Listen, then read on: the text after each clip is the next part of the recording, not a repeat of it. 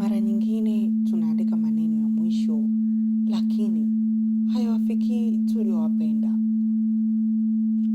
Usiku ule, mvua ilinyesha pole pole, na Amina alikaa dirishani akitazama barabara iliyokuwa kimya. Moyo wake ulikuwa umejaa maneno ambayo hakuweza kumwambia mama yake ana kwa ana. Alichukua kalamu, akaanza kuandika.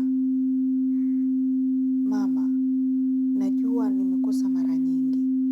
Niliondoka nyumbani nikisema nitatafuta maisha bora, lakini nilikuacha na machozi. Nisamehe mama, nilikupenda sana. Amina alifunga barua, akaweka kwenye bahasha.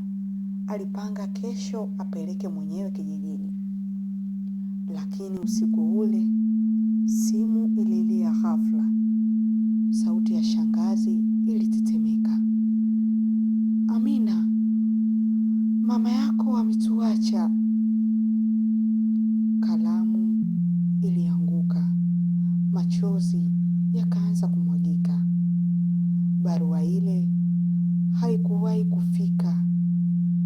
Siku ya mazishi, Amina alisimamisha barua juu ya kaburi, akisema kwa sauti ya kulia, mama, ningejua muda ungekwisha hivi, ningekuambia mapema. Nakupenda mama, nisamehe.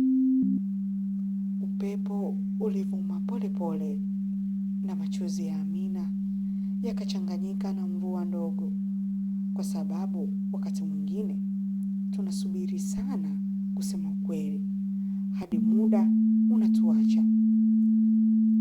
Usichelewe kusema nakupenda. Kesho